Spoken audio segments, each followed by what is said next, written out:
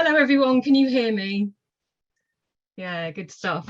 Hi, and thank you for joining our session today. We're going to be talking about neurodiversity and museums generally and sporting heritage collections within that. I wanted to first of all talk about why we're looking at this specific area of work. In a moment, I'll ask the panel to introduce themselves, and then we will spend some time talking about neurodivergence, where it fits within the sector, why we should be considering this, and it'd be brilliant if the panel have any things they want us to talk about or anything they'd like to ask questions about or share with us. If you can drop that in the chat. There should be closed captions working here. If you are unable to make them work or if they're not accessed on your system, please ask in the chat again and we'll be able to support you. So welcome. So yes, the Neurodiverse Museum. This is a programme that Sporting Heritage developed over the last year, looking at neurodivergent audiences and how they were representative specifically in sporting heritage, but also recognising that there was a lack of representation generally across the heritage sector and cultural sections more generally. So we were looking at exploring the gaps within that provision and within how museums represent neurodivergent people. So where are they within collections, and how sporting heritage represents neurodivergent people within their collections, and how that is reflected across the workforce. So those three key main themes. And the programme was looking at how do we place neurodivergent voice at the centre of the strategy and of our work. So this programme looked at establishing baseline research, core training needs, and establishing next steps. Now, we also created a website, which we didn't think we were going to do at the time, but we have done. And you can go onto that website and you can find lots of different information. You can find things around training and support. There is a new museum and neurodiversity network, which you can join. There's one on the 2nd of November where people come and discuss what should the sector be doing, why should we be looking at this. And there's also research and resources on there that talk about neurodivergence. One of the things that we found from talking to the sector was, and it was reflected in the last session, one of the biggest issues is that people feel very hesitant to think and to start developing neurodivergent activity. The terminology is tricky. They sometimes aren't sure where to start and they're lacking confidence. So one of our key aims is to better understand what we need to do, how we need to change activity, who we need to work with to make that happen. So I'm going to stop sharing my screen for a second. And I'm going to ask the panel to introduce themselves. And I'm going to start with Becky. Hi everybody, I'm Becky Morris. I'm the Director of DCN and Associate Consultant of our cross-sector partner of Embed. I'm also a board member of Achievability that supports neurodivergent people within social justice and also within the workplace. And also I've worked for 14 years supporting undiagnosed neurodivergent adults in regards to getting support and strategies in respect to their conditions. I'm also an advisory board member for Creative Differences, a handbook on supporting neurodivergent people on the creative industries that was compiled and researched by Universal Music UK. And also I'm a member of the DAN network, which is the Dyslexia Adult Network, which is a group of organisations that help inform what needs to happen in terms of key actions across the country, but also in respect to those key areas of development. So that is me, literally. Thanks, Becky. Yeah, Becky's got a massive amount of experience and knowledge, and then we're really delighted to have you here with us, and hoping to work with Becky further going forward. Pleasure. Thank you. So I'm going to next hand over to Hannah. Hannah works with us on the pilot programme as integral to that activity. She'll talk a bit about it more in a little while, but yeah, Hannah, I'll let you introduce yourself. Thanks, Justine. Hello, everyone. I'm Hannah. I'm the Learning and Access Curator for the R&D World Golf Museum, which is based in St Andrews in Fife. I'll talk more about what we've done in the museum more recently and show some slides later on, perhaps, Justine, if that's okay. But to give just a little bit of background, our museum has been focused on telling the story of golf in this country and around the world. And more recently, we've undergone a major renovation of our galleries and a new rebrand. We're formerly known as the British Golf Museum. We're connected to our sports governing body, the R&D, and our collections reflect the club's history as well as golf more widely around the world. And our aim for the future is really to encourage new audiences to our galleries, our collection, and reflect those stories. And I'll go into a wee bit more detail later on about what we've done, but we've been reopened since June with our new galleries, and we've already received some really great feedback.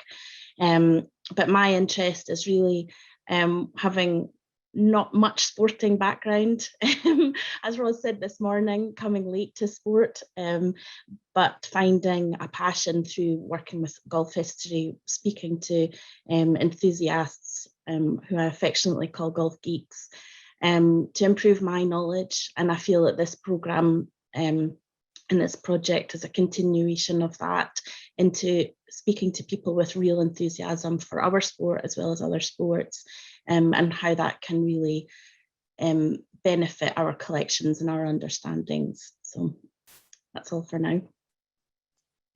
Thanks so much, Hannah. Carl, I'll come to you. Hello everyone, my name's Carl, and I work for Leeds Museums and Galleries, which is kind of an umbrella term for 9 different sites that are scattered across the city of Leeds. And I work on a project called Careers for All, which is designed to create career aspiring opportunities and activities for young people with special educational needs and disabilities.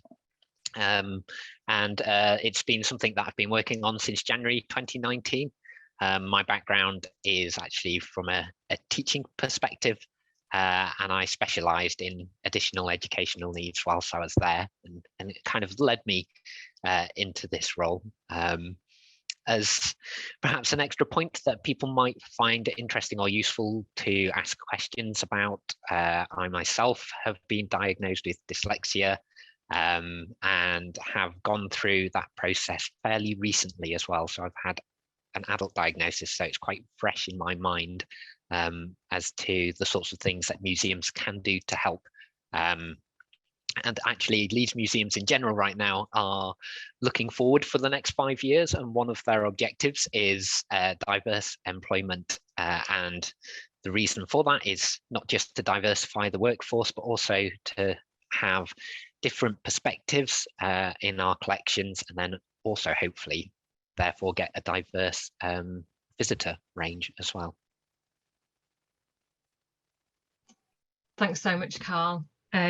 And thanks for sharing your information about your diagnosis. As we go through this, you might find others of us do that as well. And so always welcoming questions about where we can work and support and help. So the first thing that I wanted to start with before we go into the panel discussion is neurodivergence and neurodiversity and all of those things around terminology. I'm conscious that some of the people following the webinar will be really, really clear on all that different type of terminology, but we always get asked to explain it. And I think it's a way of helping people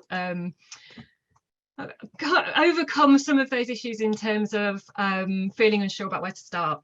So we have this resource that you could get a download. Can you see it? First of all, I should check, shouldn't I, with the technology things? Yeah, okay, so we have this resource on our website, the Neurodiverse Museum website. It's very, very straightforward, and it just gives some real kind of high-level overviews about what is neurodiversity and what is neurodivergence, and why it matters that you may say one or the other, and what kind of things encompass neurodiversity or neurodivergence. So neurodiversity generally is that term that explains that brains are different and brains have a diverse nature. And neurodiversity was, as you can see here, coined in the 1990s. And it's often explained as that kind of different neurotype. So neurodivergent is a person who has a brain type that is not neurotypical, is I think the easiest way to explain it. And a person and an individual can be neurodivergent, but a community, a person can't be neurodiverse. It is a community that's neurodiverse, lots of different divergence. So that's quite a crucial thing to consider in the first instance. And then when we talk about neurodivergent and the different types of neurotype, these are some of those neurotypes. There are others, but it kind of gives an idea of there are lots of different types of neurotypes, and there's lots of intersectionality as well.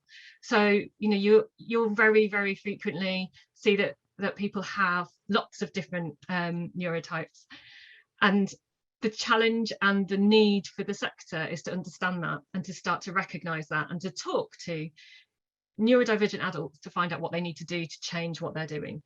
And I find that this is a really good little thing that says how different brains work, and you can find this and download it, but we can also share it. So I'm going to stop sharing. The reason why we feel this is really important as an organisation is because traditionally neurodivergence has been looked at in a very clinical deficit way. So when we talk about neurodivergence, we think about what people can't do and why they can't do it. And as a result, what has tended to happen sometimes is people have focused on things like, let's do a quiet hour and that will be enough. And let's talk to parents of neurodivergent children. Well, there are lots of neurodivergent adults who are out and about and who want to come to your services and want to access your collections, and they really want to tell you how they want to do that. And what tends to happen is they're not asked. So this programme is very much about recentering that and starting to say that neurodivergent voices are crucial, they exist and they should be asked. And we shouldn't be making assumptions and stereotypes about who neurodivergent people are, what they want, how they think, and how they want to access our collections. So for us, it's crucial across the sporting heritage sector that we're thinking about that we're ensuring that people can access our collections, first and foremost, that they're then ensuring that our collections are relevant and representative of neurodivergent people, and that we're then making sure that within our workforce, we are removing the barriers that prevent people from first accessing our workforce, but then also remaining within our workforce. So they're kind of the reasons why this is an important programme for sporting heritage, and why the people that you can see are with us to talk about it as well, because we believe the way forward with this is to understand what's already happened and to work with those people who have the same perspective on neurodivergence that we do and want to move the sector forward in that way. So if you have any questions, please drop them in the link in the chat. I will keep looking at that and pass them on to the panel. But first, the first question that I wanted to ask was, from your perspective, both in terms of individually and in terms of your organisation, how do you feel at the moment we perceive neurodivergence and we approach that as a sector? It's quite a big question, but I'm going to ask it anyway. Who wants to go first?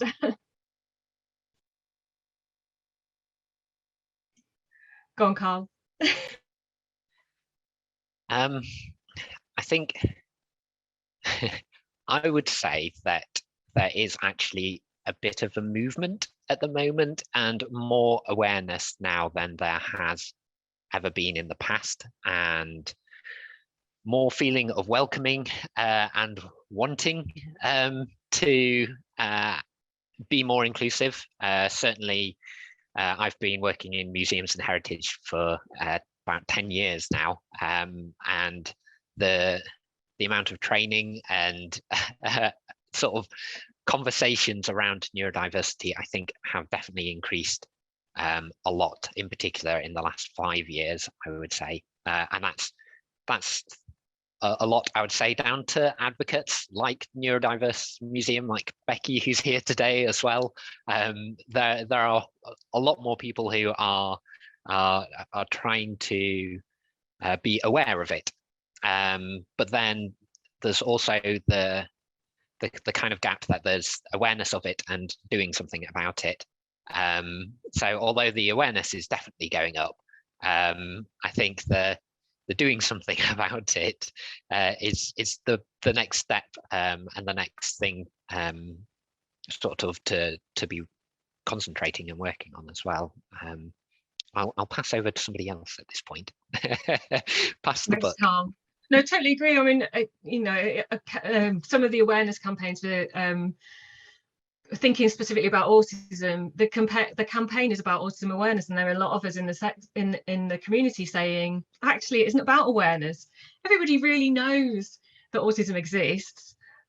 what isn't happening is there's not a celebration of the diversity of what it is to be autistic and those skills that autistic people bring to the various different sectors that they could work in. And I suppose that's where what we're missing, isn't it? As a museum sector, we're not recognising and valuing those skills and ensuring that they can come into our sector. Becky.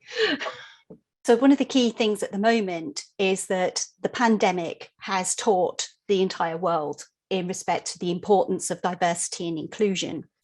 And the key thing is, within that core of diversity and inclusion, you have got your people, which is all of us in working within the sector.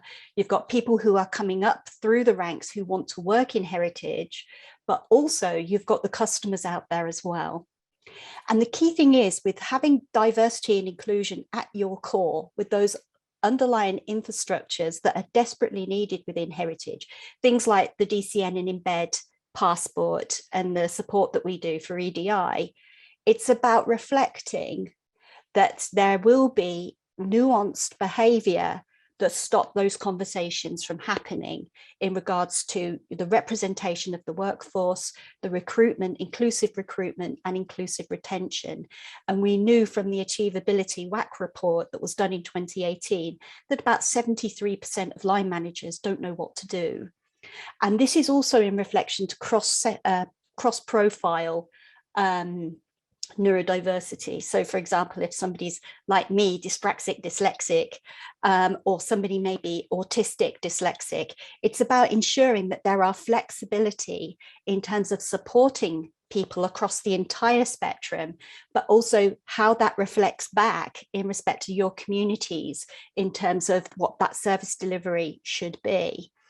And the key thing is, what we also know, that those organisations that take that on board and have EDI at the core of their organisations are more adaptable and flexible to change, because those conversations can happen, those ideas can be challenged. And sometimes those micro behaviours within heritage can be very much towards conformity. Can somebody tell me what I need to do for this? Can somebody tell me what I need to do for that? And all of these, unfortunately, add to our time frame of getting things done, because we're consistently having to react. It's not a good place to be, but also in terms of our well-being, it's not a great place to be either. So it's about actually having a real sort of strong look at the sector itself. There's some great stuff happening out there, and making sure that we keep inclusion and diversity at the core of everything that we do, that those approaches remain flexible and maybe drop the conformity bias, and also look towards how we can have those challenging conversations in spaces where people can be their authentic selves. And if you're having a bad day, that's okay. It's not something that you're consistently having to feel that you need to perform, or your values attribute to the organisation itself. So lots of good stuff happening, but this is such an important and an exciting time. And also, ladies, gents, and however you identify, we're talking about neurodiversity. 5 years ago, that never happened. And how wonderful is that? Sorted. Thanks, Becky. Oh yeah, totally. That kind of like, and it's what we spoke about in the last session, the fact that there are so many good examples within heritage, but there's actually good examples outside of heritage, and we don't tend to go and look there. We think we need to solve the problem ourselves. Let's go and see what other people are doing. What can we learn? And then when you think about equality, equity, diversity at the centre of everything that you do, you're naturally supporting people who aren't neurodivergent at the same time, because it can be a daunting thing to go in a museum for anybody, or to use collections, or to be part of a heritage activity. So if you're automatically thinking about how can we make this more accessible, it will support other people necessarily. Yeah. So yeah, thanks Becky. Hannah, do you want to come in? Yeah, I think that's such an important point, Justine, and it's something that I've learned through the working with you, Justine, and the Neurodiverse Museum project so far, is that we have received recommendations and training that will benefit not just a neurodiverse audience, but all of our visitors. And I think that's the way forward. And often I think within museums, we often think, right, I have to deal with memories, I have to do reminiscence work that's happening in the other session, or I have to, we have to contact our local audiences or our worldwide audiences, and there's a lot of tick box exercises, and I think we're all guilty of it because of the lack of resources or lack of time in our day. And however, through doing this work so far, I can see, as you said, Becky, it's about making that time to plan and put it into practice throughout your whole organisation. And we're a museum that has a shop, a cafe, and our galleries, and it affects every aspect of our business. And so it's the welcome that people receive, it's the feeling of being welcome is so important. It's what I've seen through speaking to people who have lots of different additional needs, and that feeling of being excluded from heritage sites is something that, as a neurotypical person, I would never feel that, and that's my privilege. And so it's being aware of that when we create events or programs, or whether we're on our social media or in our cafe. It's about a whole holistic attitude towards it. But yeah, certainly I think it's, from speaking to my colleagues at Leeds, Esther, who worked with us on our recommendations, it's that feeling of being safe within the museum, and that applies to the people who are coming to my golf memory sessions, or mothers and fathers with young children, or golfers themselves. We want them to feel welcome of all abilities. So it really does apply across the work we do. Oh, thanks, Hannah. Yeah, a glorious sunshine there in Scotland. I'm very jealous. Yeah, I mean, absolutely. And you're going to share, I think, in a little while, some of the things that you've been doing, that you've been learning from the process, and that gives kind of a good context of where we're at the moment.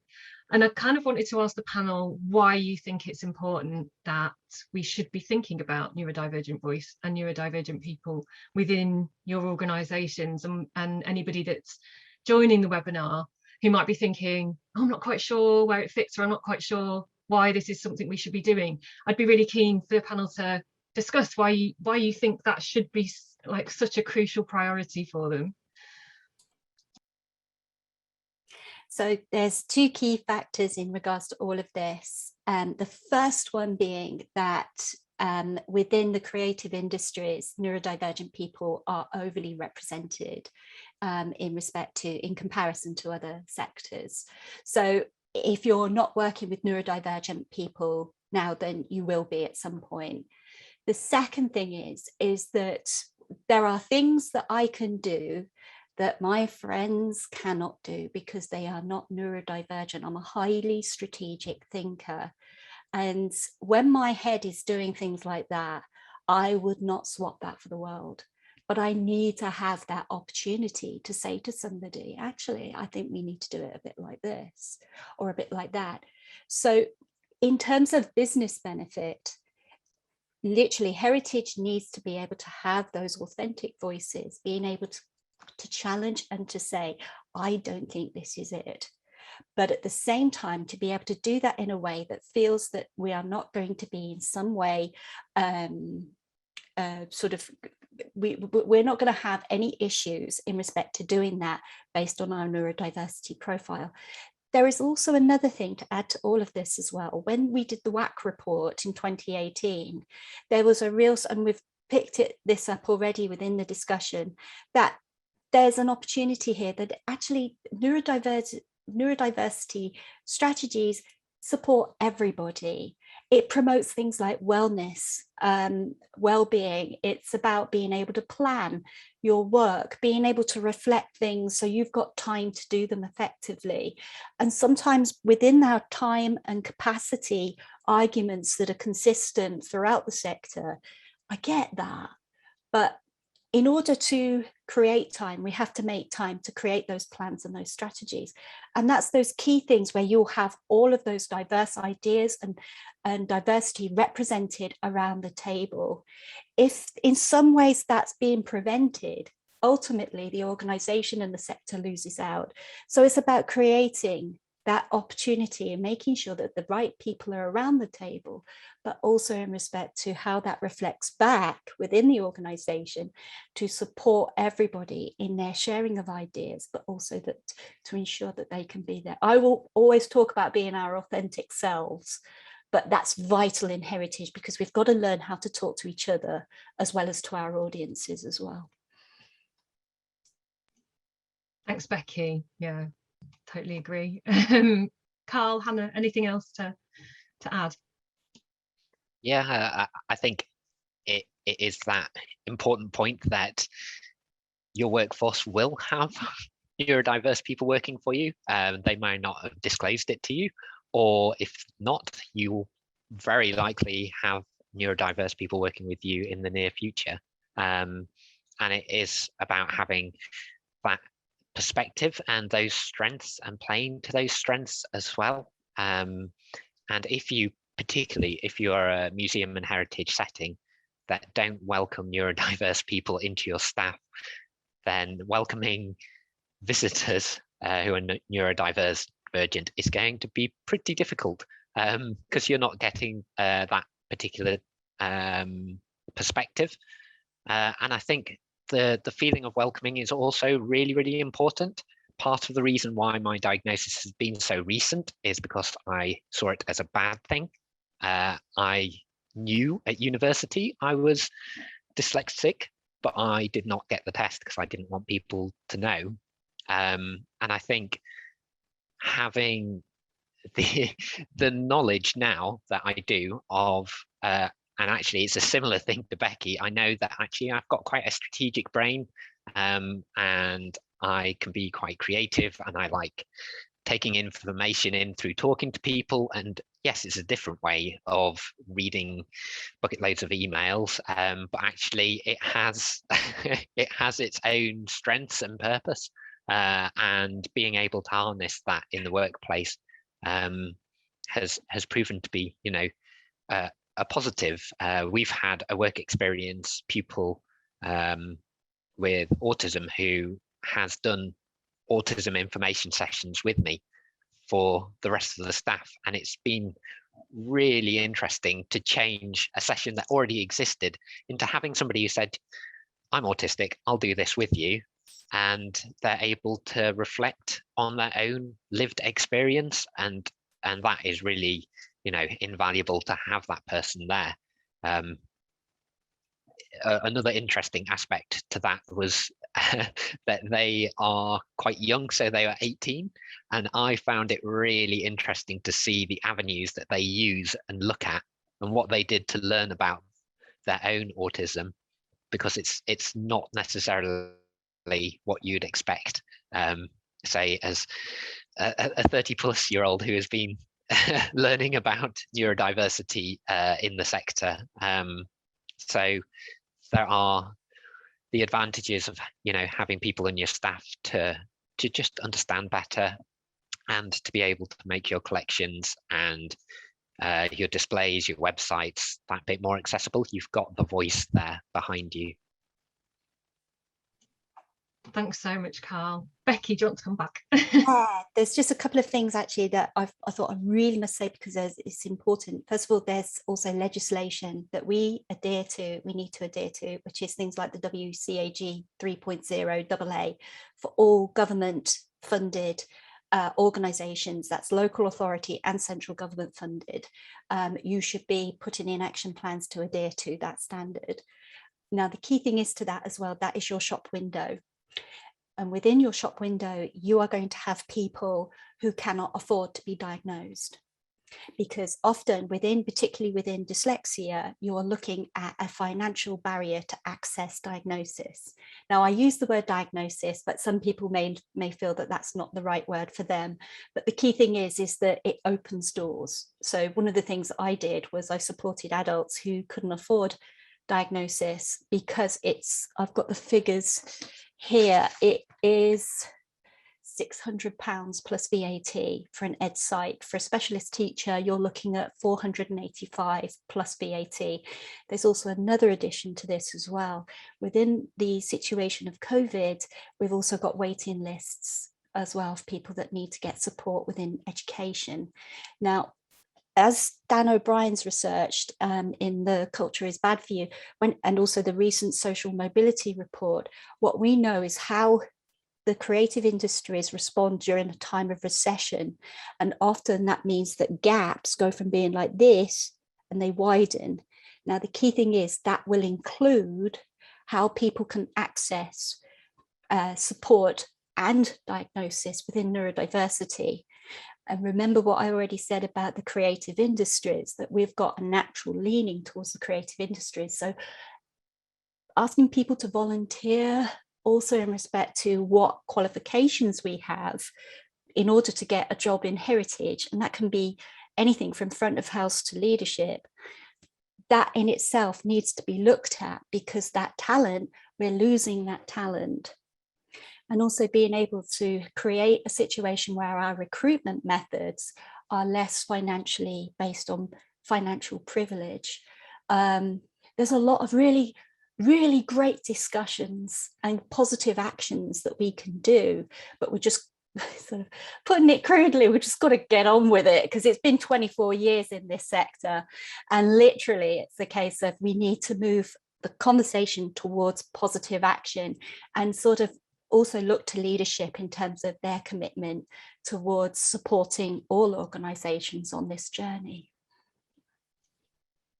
Oh, thanks so much. Thanks both of you there.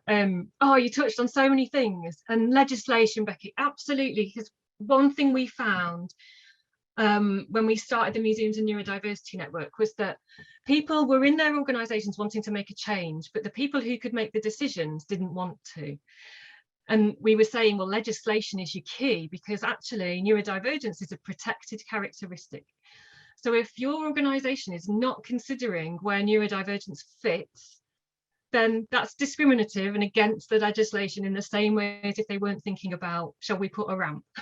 You know, you wouldn't not do that. Why are you not considering neurodivergent people? We have to start changing that dialogue and starting to think, go on, Becky. Yeah, it's also, like I was saying, within the current reports happening in respect to the economic recovery of sectors, that if you're not got inclusion and diversity at the core of your actions, then it's going to be becoming more and more difficult in respect to what those decisions are. It's like having a jigsaw puzzle and you've got 4 pieces, the box is missing, and you've got to interpret what the picture is. You need to add more pieces, you need to have more people being able to support you and sharing those ideas, but also how that reflects back towards your customers, because it makes things so much easier. And it's about, within legislation, heritage has as much a responsibility as any other sector. So I'm an access auditor. I like running around with tape measures, talking about toilets, and also in respect to signage, because part of my dyspraxia is that my orientation is rubbish. But it's that whole premise that is an important foresight in respect to the visitor's journey, but also in terms of what we need to do next. So it's not difficult. It's more of a case of actually taking that step back and saying, right, what do we need to do next? Yeah, thanks, Becky. Oh, definitely. And I think if we can share some of that legislation as well, I think that would probably be really beneficial going forward. And some of the things that you've done in terms of practical mechanisms people can put in, we can definitely point them in those directions. I was also thinking about what you were saying, Carl, about the diagnosis as well. And Becky, you touched on it too. And particularly when you're thinking about, you know, when I was at school, it particularly for a girl, autism, and even today, autism is not something, and lots of different neurodivergent conditions are not things that are considered. So they've not been picked up. Lots of people are neurodivergent and they don't know it, or they might know it, but they aren't diagnosed, or they're self-diagnosed. So that ability to self-disclose often isn't there. When you add on top of that there are still very stereotypical views about neurodivergence, because that's how our media portrays it. That's how our museums portray it. We don't go into a museum and go, oh, I can see neurodivergent people represented here. And because of that, that is allowed to perpetuate. And so people don't always feel comfortable in saying, this is me, I'm autistic. And so because we're not seeing that, and we're not seeing other people represented in our life, that stereotype is allowed to continue. So for me, that's kind of a crucial part of why we need to do this. We need to change that narrative. We need to start talking honestly about it and allowing people to feel it's okay. Carl, go on. Yes, I was going to say that adding on to that, it's only the most recent employer that I've had that has given me the confidence to get my diagnosis. The previous employers I've worked for, like, I got on with fine, but I certainly didn't have the confidence or the courage to say I would like to be to sort of go and have like the diagnosis process. And I think that is to do with it not being discussed enough, and also just partly me not knowing exactly what the process is, and also the employer as well. But also sort of on top of that, diagnosis, yes, it does cost about £600. I can definitely say that it's that much, because that's how much my employer paid to get me through it. But there's also schemes that are out there that means that employers can be supported.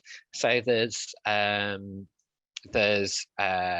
like the support to work schemes that will give you money in order to support people with special needs and disabilities, essentially to fit in with your organisation better. And I think it's really important that organisations realise that, and don't just see it as expensive or difficult, because that is not a welcoming environment to be in. Thanks, Carl. And I think you're right, aren't you, that if your employers are always looking at it as a negative, rather than recognising the things that you've been saying about, well, there are so many benefits that my brain works this way, and it's so much more beneficial to you to have me and to know that and to support me than not, then that can start to change that perception and make more people feel comfortable to say, hey, this is what's going on for me. How about everyone else? Hannah, did you have your hand up? Yeah. Yeah, I think this is what was when we had our initial discussions, Justine, was the fact that within an organisation we are very aware of training for lots of different aspects of our work. I'm a first aider, I'm a fire warden, but we don't have mental health training as a whole, and actually understanding more about this subject in all working environments, but particularly within heritage. I think it is key for organisations to lead that, but also for individuals to feel comfortable that they can say, I need this support, and I don't know what the answer is and how to make people feel more comfortable. But if it was embedded in with our regular practices of understanding the language, as you said at the start, Justine, just that fear of getting it wrong, and I'm still fearful. So it's making it more aware, making it more accessible for people to feel more comfortable to ask these questions, and to use the language that is appropriate. But I certainly think that training, and it's something that I'll be speaking to my organisation about, is vital for all staff within the organisation. Thanks, Hannah. I mean, that's it, isn't it? It's that kind of, often what will happen is it'll be the access and audience inclusion people or the education people who'll have the training. But what about front of house staff? What about everybody else that's working across your organisation? What about your curators, so that they understand that it's got to be embedded, hasn't it? And it's, you know, the conversations we've been having have been amazing to see how we can support the confidence, because it's got to be okay to say, hang on a minute, I don't know. it has to be okay to say that and then know where to find that support. Becky. I think it's also that there's a lot of resources and a lot of training out there within heritage, and I think it's often how do you apply it directly to your organization, because often what I find in particular is that there's a lot of conformity. Where does it work? If it's worked for another organization, it's going to work for me. And often it's about how you take that piece of information and see how it applies within your organization itself. And this is why having a review of your existing policies and processes can be really key in respect to what we've learned from COVID, as in we're working from home, we're doing Zoom calls and things like that. What will that be? Will there be people who are impacted because of that in a positive way, but also in a potentially negative way? So how do we sort of support our colleagues in respect to potential exclusion? You guys have got a quiz on this evening, which is fantastic because it gives an opportunity for people to network in a non-traditional way. But there's another key element to this as well. It's about enabling a situation to naturally occur where those policies themselves on inclusion are actually reflective within neurodivergent people, but also across the entire board. So as people's needs change, the organization is in a better position to respond and not be sort of Googling things, or oh God, what did I hear at this conference? Or what's this? Has anybody done this? And that's your problem. It's more about that situation in going through a review process, but also in terms of where does that sit in regards to current legislation and guidance, but also in terms of that getting the best out of your people, and also in respect to those flexible working processes that benefit everybody. And like I say, you want help with that, you've got it. This is what we're doing at DCN and Embed, so you've got it if you need it. Thanks so much, Becky. I think you're all starting to touch on now that kind of practical. So we've talked about where are we at? What is going wrong? So what do we do? What if people are sitting here thinking, that's all brilliant, what could this look like? What could I do within my organisation to transform this? And I'd like to think about it in those three areas, really, in terms of that accessibility. So just making your organisations more welcoming for people to come to, in terms of that representation within your collections, and then in terms of workforce and volunteering. So I don't know who wants to start. We've still got about 45 minutes. There's quite a lot to discuss in those bits there. There's no questions yet. If anyone's got any questions, feel free to send them through. But yeah, so if we can start, and don't worry if you go across all three of those at the same time, because there's probably very much similarity in terms of what needs to be developed. And Hannah, as well, in terms of your work, I know there's a lot of activity that you've already done that's shared. So if you feel it's relevant to share that at this stage, go for it. Could I share my presentation? And it's just to give a wee bit of background of what we've been doing with the Neurodiverse Museum. Let me see how this goes. Where is it? There we are. Let me go to start. Yeah, that's me. I think I've covered the majority of what I've said already. This was just to keep me right. But basically, we've got a number of ongoing projects at the moment, including the Neurodiverse Museum project and our audience development project that my colleague Rebecca is leading on. But we have been a museum since 1990, and I've been at the museum for 16 years. So it's a way of broadening all of our ideas of how do we interpret our collections in a different way, and how do we showcase our collections to the best of our abilities to encourage lots of people to come and feel that excitement about golf, not just our golf geeks. So our galleries have gone through a process of change, and this is what it now looks like. Now, this is not just me showing off about what we've done throughout the pandemic, but it's just to give you an idea of how we have developed, how we display our objects, how we interpret them. So we have moved to using more incorporated AV and light and sound. Now, when I started the Neurodiverse project with Justine, we were anxious about how this would be perceived by neurodivergent people, whether the sound, the light differences would be obstructive to their visits or to their experience of the galleries. And it was something to be considered. But I think for a museum like us, we have to be able to make adaptations that aren't just piecemeal, so that we can, one of the main recommendations was having a safe space that was available for people who were feeling overstimulated. And that's something that we'll be carrying forward.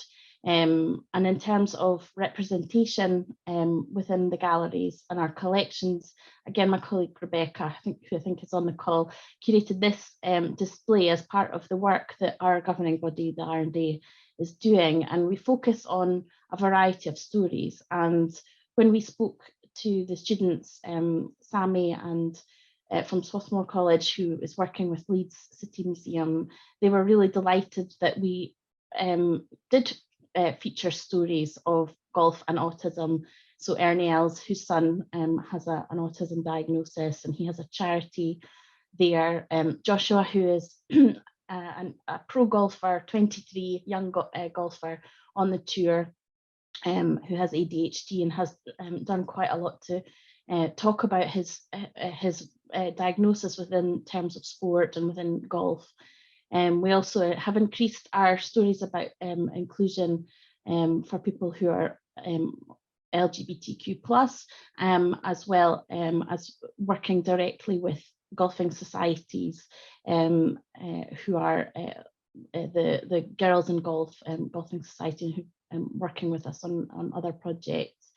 But basically, we got, as part of the training, we got some really great suggestions from the students of what might be of interest to them, and it allows us to think in a different way as well, and examine our stories and what we're telling that might not be in the actual physical displays, but might be programs that we introduce. And it was really great to see some of the way that they, as people who have no necessarily understanding or experience of golf, what interests them. And I think that's what we have to do with all our programs moving forward, is speak directly to people who maybe have felt excluded from a golf museum, and see what would interest them, and adapt what we do.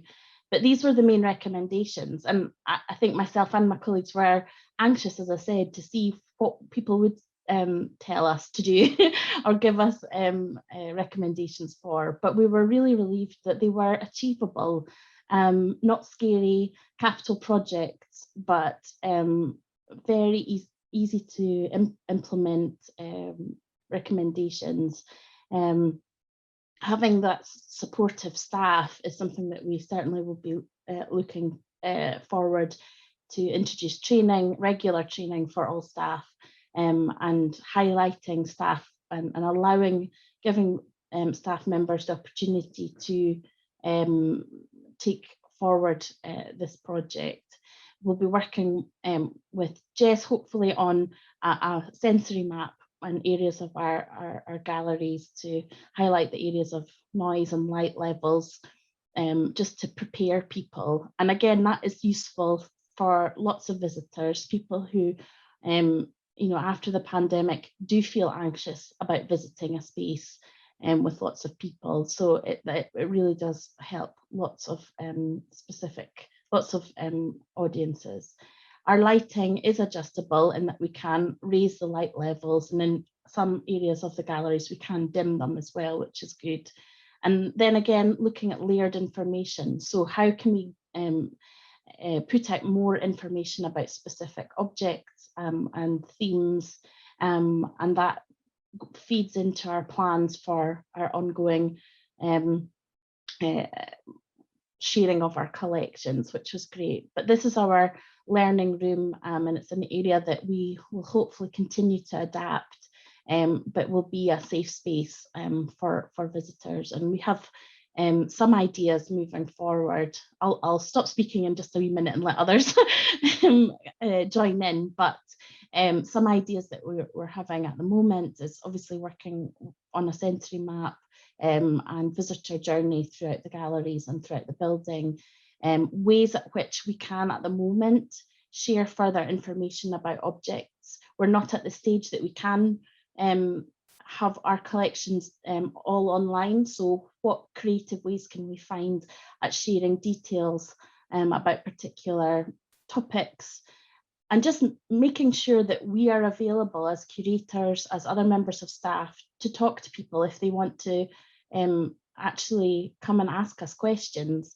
Often as curators, we're so focused on what we're doing in our emails and our cataloguing, but actually speaking to our visitors is so important.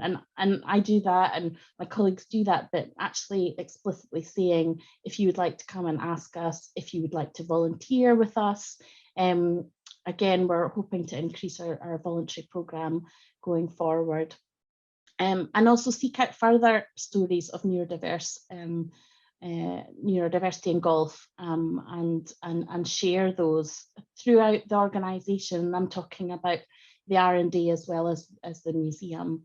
And, you know, this leads on to having informal conversations about our events that our larger governing body put on, and having discussions about how to make them more accessible, which is really exciting. And again, something that I'm quite passionate about is the training, and so hopefully moving that forward. So I'll stop sharing and I'll stop speaking. Where's my cursor? But that's what has come out of the programme for us so far. Oh, that's amazing, Hannah. Thank you for sharing that. And it's brilliant to see how that work has then been able to be translated into activity and action, and that in kind of what Becky was saying, that it's not a one-off, it's this is the process that we go down now. It's not something, oh look, isn't that nice, we've done it. It's kind of, how do we continue to ensure we're developing what we do, and embed that across the rest of the activity. And again, linking back to the first session, the relationship between sporting heritage itself and sport, and where that is, you know, so crucial in terms of being able to share the knowledge and highlight those figures that are in sport that are neurodivergent, and why that's important to do that. Becky, Carl, anything that you want to add? Brilliant, go Becky. Yeah, so sometimes absolutely, it's about framing the situation in respect to visitors, but also visitors as potential workforce, and that can be sons and daughters, or however people identify, to somebody who may want to volunteer. So it's very much about looking at shop window, your website, in regards to how representational it is, but also that 1%. In this country in 2021, we have got 1% of our population have literacy difficulties, and that is illiteracy. And there will be people who have their literacy affected through other conditions as well, such as dementia. I've worked with people who have lost the ability to read due to their dementia conditions.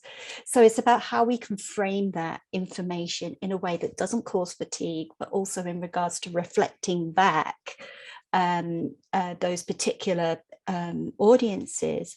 But also there's another thing as well called scotopic sensitivity syndrome, also known as Arlen's. There's visual stress and there's Arlen's. And the key thing is with that is the background colors and how text can move to people.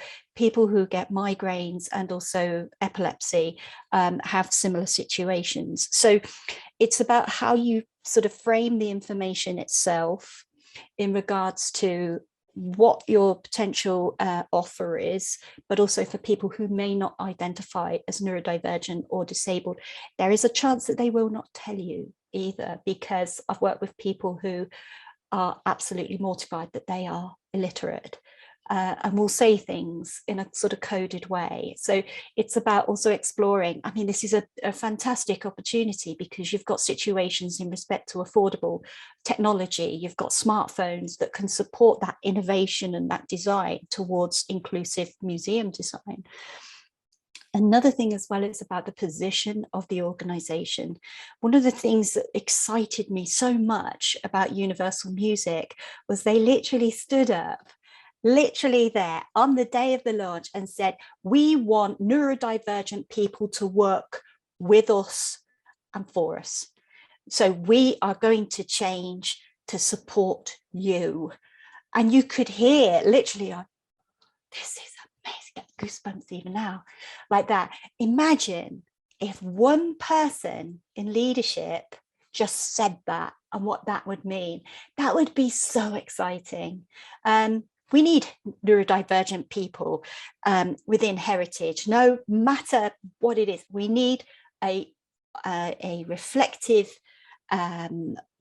workforce in respect to a change in society. We need a representative intersectional workforce. We need people of color, we need neurodivergent people, we need, but that has to be intersectional to bring those ideas and everybody around the table. So it's also about how the individual, sometimes in language, we underpin, you know, be the change maker. Oh, I've heard that so many times in 20 odd years, but it's actually about what is the organization prepared to do to support that person. So it's more about the organization and the sector and less about people who are in groups like neurodivergent people and intersectional. I'm very cautious that we don't want to polarize either, that they themselves do not have to keep banging the drum of what needs to happen. It's got to be sectorial across the whole lot like that. And what an exciting place that would be, which it is. Oh, amazing. Yeah, I mean, yeah, absolutely. That it is really difficult to self-disclose, and it is really difficult to kind of keep going, hang on, have you thought about us? So the more that an organisation can be considering that, definitely. So I agree, Becky, the things that you're doing, Hannah, you're starting to go down that route and you're thinking about and you're asking those questions. And Becky, absolutely, you're articulating how and why that's important. And Carl, I was really interested. So in terms of those practicalities and workforce, so your organisation has specifically supported you to go down that process of diagnosis. How have you found that, and are you happy to share the differences that that's made? Yes, I can do. It was a really interesting process that initially, even when I got the diagnosis back, I was composing an email to my manager about essentially everything that the diagnosis has said and the things that needed to be put into place in order to make me work at my most efficient, basically. And instead of putting those words, I was composing the email, and my instinct, which goes against everything that like I try and advocate for and all the people I try and advocate for, and I'd never say it about my friends, but when I said it about myself, I was sending the email and I put with a few hints and tips to fix the things that are wrong with me. And I thought, why am I saying this about myself? I would never say this about, you know, I have 2 autistic friends and I would never say that about them. But I think there still is some of that feeling there. I don't know whether it's, I'd have to speak to a younger person to find out whether that sort of stigma is still there, but very much for me it was. And sort of the number of my colleagues that know as well is still quite limited. And if perhaps I did have sort of that like you say, leadership that was like really saying, you know, this is a good thing and we can definitely do this, then that would perhaps like open me up to openly disclosing. The number of times I've written a tweet that I was going to send and I have deleted it so that people still don't know on like the Twitterverse, is just a really interesting process for me. But the employer has supported me through the process, and they've even essentially they have an external organization who has somebody who's going to be a coach who tells me about the the advantages of my neurodiversity. And again, when they first mentioned it, they asked, what do you think are the advantages of being dyslexic? And I said, there isn't, it's a pain. But again, like that's not the way I should be thinking, even though it's part and parcel of my job, my role. And I think that sort of shows that more does need to be done, because I'm making those assumptions about myself. But you know, I do think this sort of learning is a really positive thing to take forwards, and you know, take into the workforce more broadly. And it's being able to see how the workforce as a whole, with people who are neurodivergent or not, or neurotypical, including, you know, different ethnicities, equal balance of men and women as well. I think all of that is really, really important to growing the confidence of each of those groups in the workforce. Yeah. I also kind of wanted to expand on the workforce element as well, because one thing that's quite unusual at Leeds Museums is that they funded me to do this project, Careers for All, and they had Careers for All as a dedicated project for creating employability experiences, and that is pretty unusual, I would say, to have one person employed to do that as their job, but very much as part of that process, and as my job role, it's been about bringing other people on board. There's very little that I do in terms of work experience independently by myself. It requires other staff to come in and help, and that has a really actually positive impact on the staff, not just the young person who's coming in and doing the work experience. That aspect of understanding is coming into their work, because they're interacting and seeing autistic people, for example, as people, and not just autism as a thing. They're seeing the person as an individual, and that has been a really, really valuable experience. But equally, I think it's really important, something that I realized after a couple of years, that Careers for All has to link in with other aspects of our programs, be it volunteers, community, employment. It shouldn't be standalone, because that in itself is segregating. So yes, it can be used as a stepping stone, as one of the young people I work with has described it as, but then when they've had the experience of Careers for All, that confidence can be carried into, say, our community team or our youth groups, such as the Preservative Party, who have also been involved with the Neurodiverse Museum project.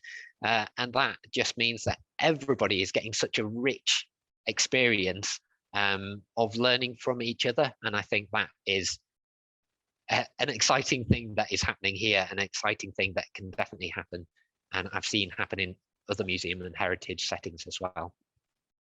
Sorry, I gabbled on a bit. No, that was brilliant. Yeah. Oh, thank you so much for sharing that. There's a couple of things that I wanted to think about, and then I'll come back to you, Becky.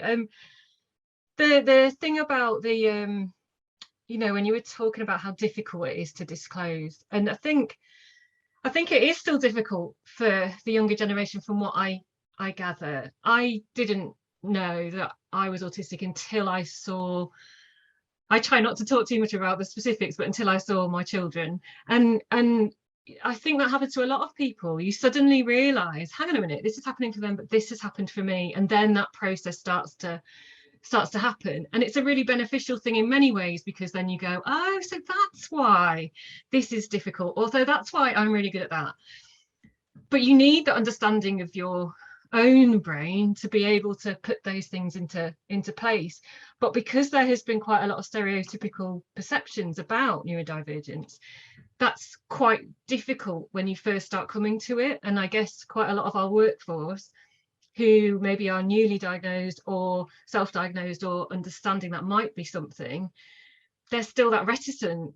And there's definitely, like you say, still that reticence of, is it okay if I say this? What will happen if I say this? And so Becky's point of, you know, it's really important for people to be out there saying, well, hang on, you know, you think that this is what a dyslexic person looks like, or you think that this is, but actually it looks like all of us. You know, you cannot make a judgment about neurodivergence in that way, and you need to recognize those benefits of those skills.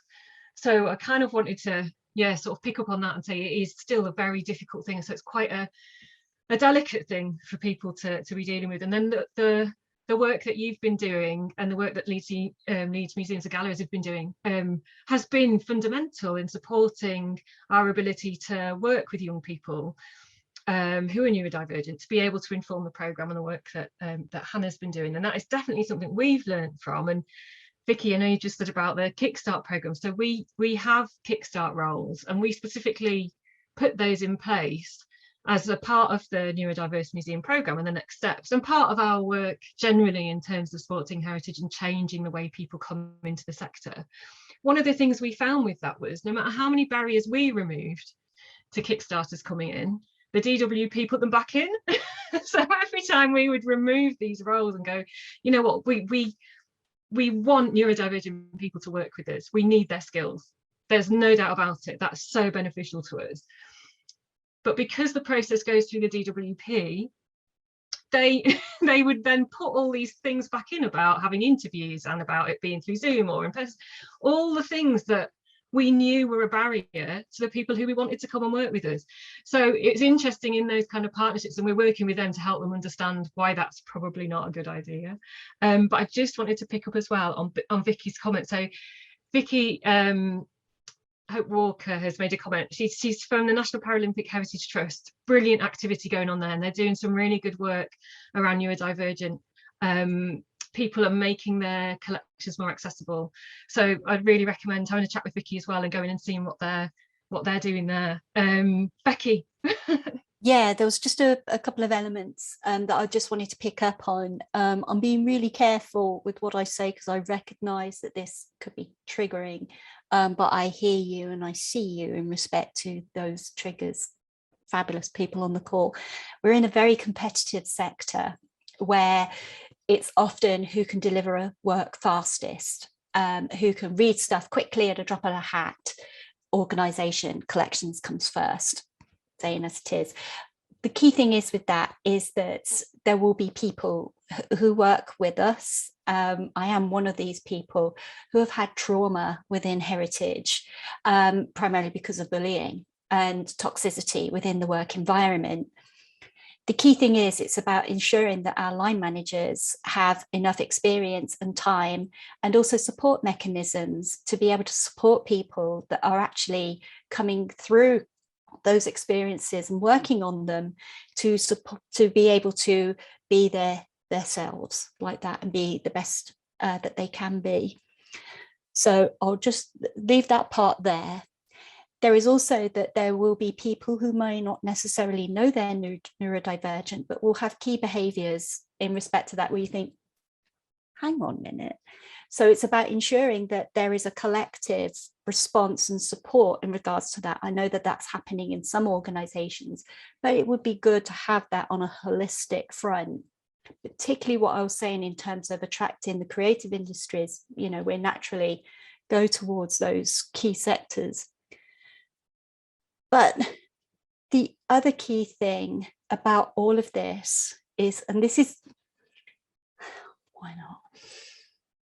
We need to look at the code of ethics, because it's okay saying that we need to be inclusive, but we need to be able to demonstrate how we're going to be inclusive, and that's intersectionally inclusive.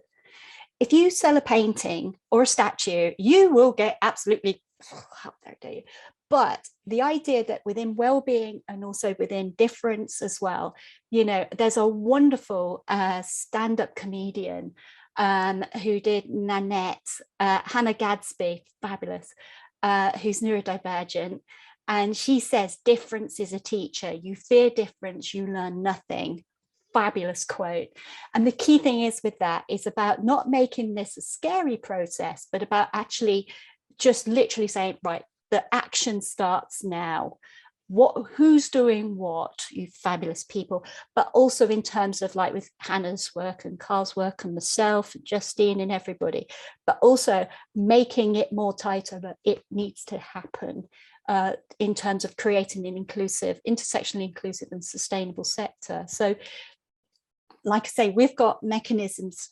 This is why DCN was set up. It wasn't a traditional network of people who were disabled within the heritage sector. It was actually to provide opportunities to reach out to other sectors in how they did things to support people within their work. So we're like I say, we're part of our cross-partner work with Embed, but also in regards to achievability as well. And it's a scary time, but it's also an important time and lots of opportunities to actually work this out. And I would say that if you're going to be doing anything on quiet spaces and things like that, remember that dyspraxic people and people with ADHD have sensory processing difficulties too. So in the end, that in itself can be so supportive in regards to just calling it out. You know, if you put dyspraxia on your website, I'll love you forever, you know, because it's just not something, dyspraxia is not something that we've actually had, apart from today, a real discussion about in respect to heritage. And we need to be able to broaden that, you know, to across the whole spectrum. Oh, thanks so much, Becky. Yeah, so much resonates with what you're saying there. And we've spoken about this, that the focus has predominantly been within the museum sector around autism. That's where we focused. And even when we've done that, it's not been in a positive neurodivergent friendly way often. It's not meant to not be, but it's just not always been. And so we've spoken about, what about everybody else? And what about the fact that there is so much intersectionality? What about all of that? Why are we not addressing that? Why is it okay that we're not addressing that as a sector? And I think it's difficult to unpick it, but partly is because people don't feel comfortable or confident to say, oh, hang on a minute, I don't quite get this. I think partly it is because of the stereotypes and the perception that still exists.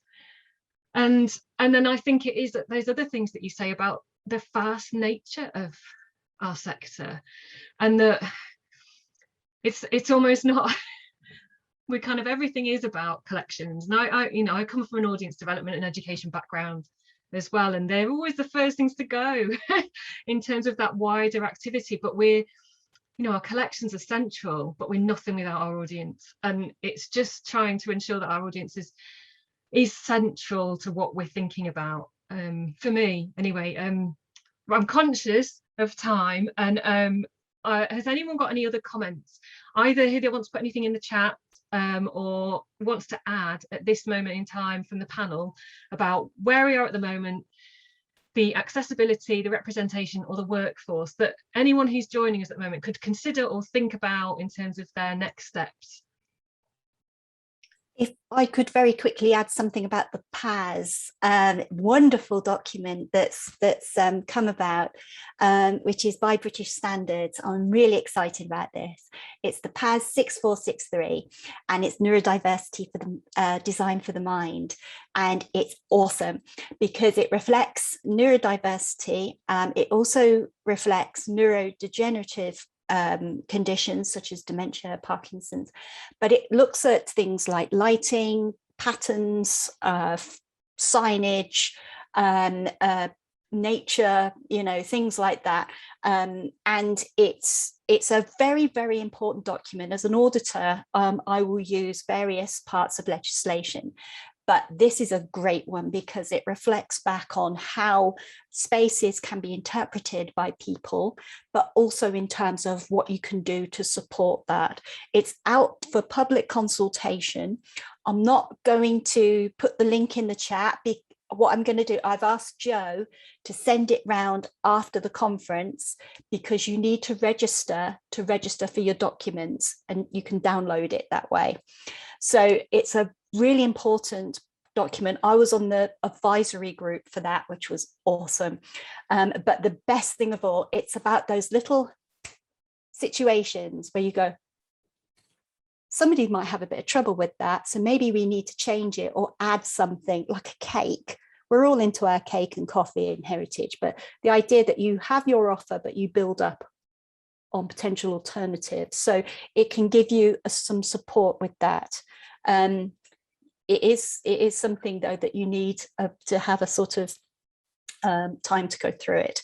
So it is out for public consultation, which is really exciting.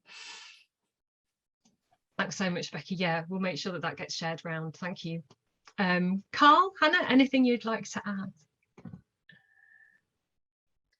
think one of the positives that I really want to sort of say to the group is that if it's activities like to do with employment and workforce, or to do with volunteers or community, then actually one of the things that I found when I started this job is that if you do something, people will help you. In particular, the schools and the colleges that I got in contact with, teachers were just didn't take much persuading at all. I would go up to them and say, I want to do a work experience program, or I'm considering doing a career taster day. Instantly, it was just yes, we'll do it. Yes, we'll take it.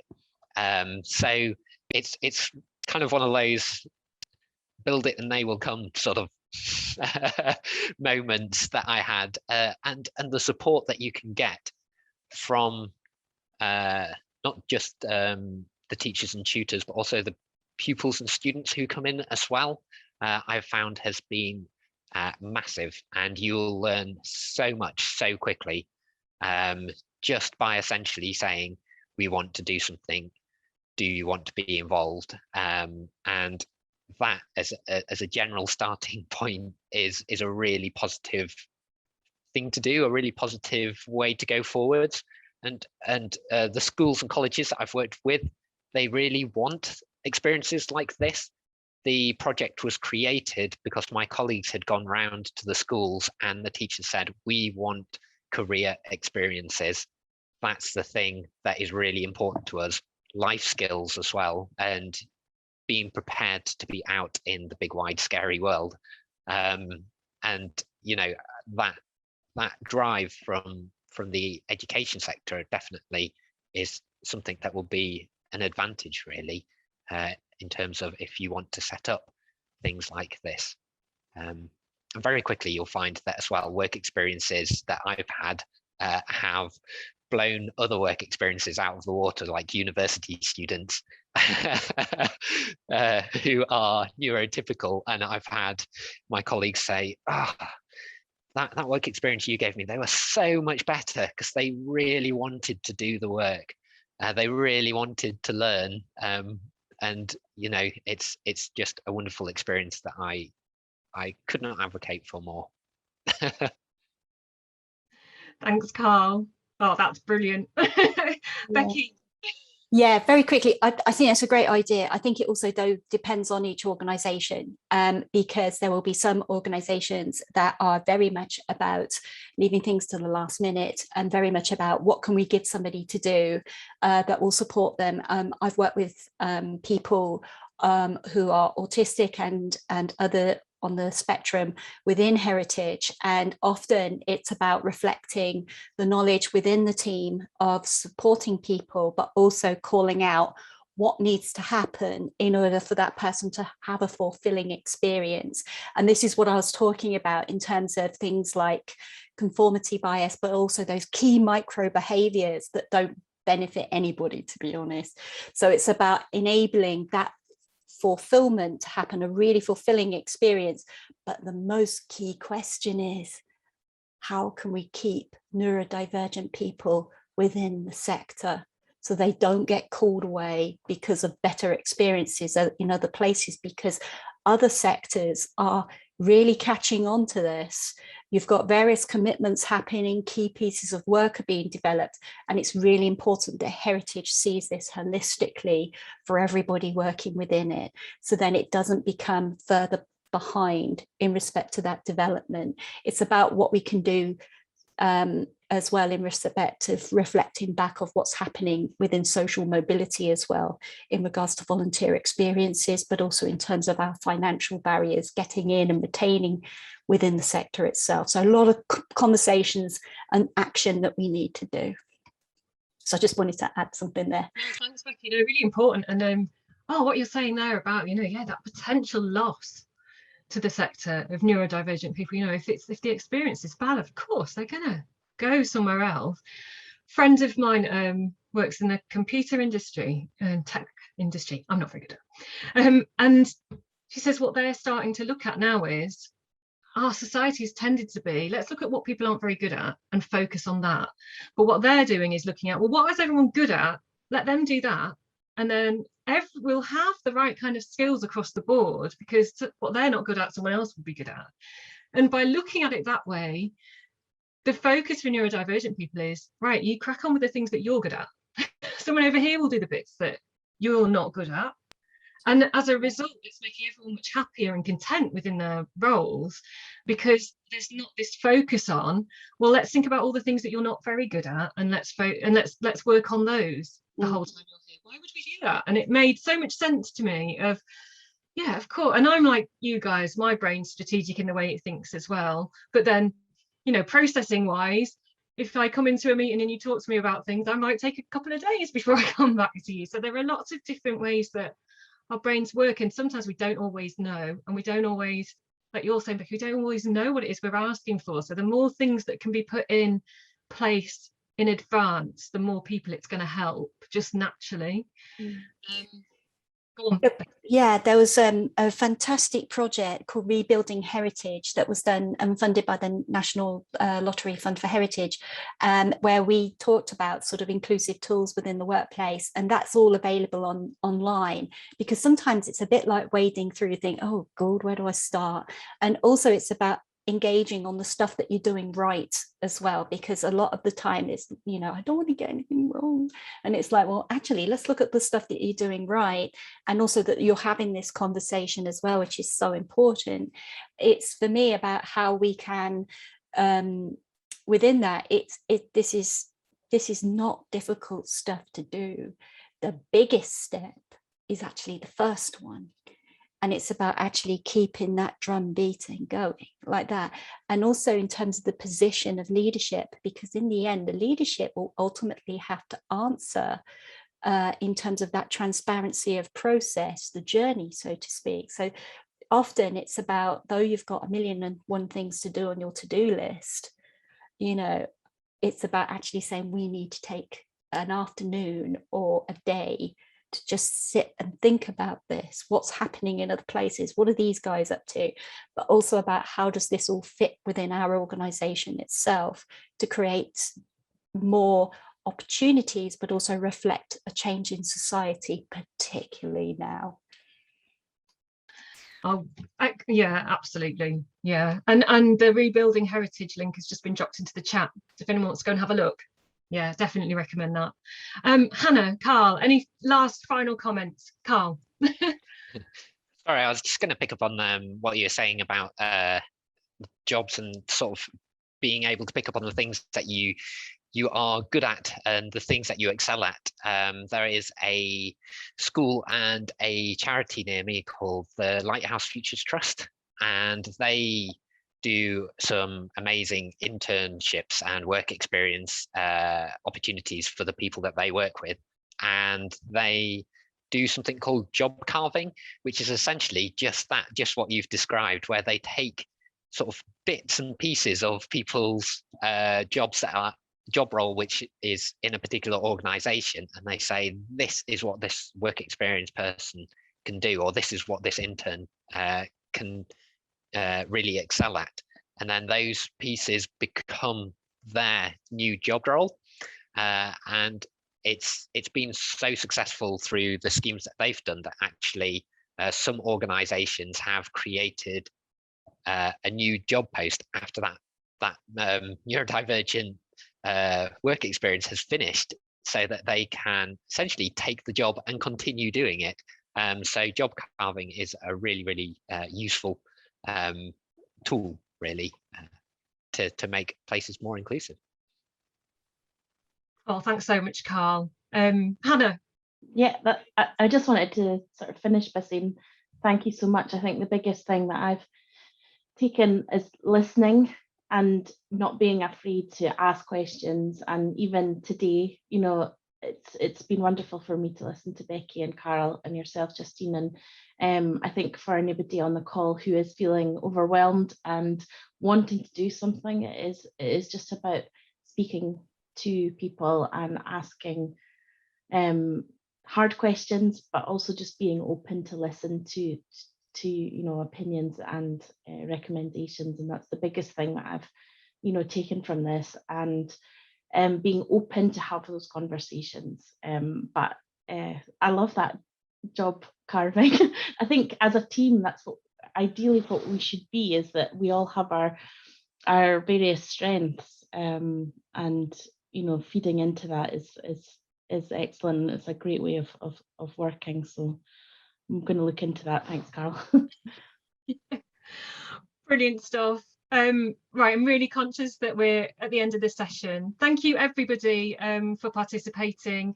Thank you to Becky, to Carl, and to Hannah for joining us. Thank you to Jo for managing the chat for me. And our session starts again in an hour, so please do make sure you get a bit of a break and a bit of space, and we'll see you all soon. Thank you.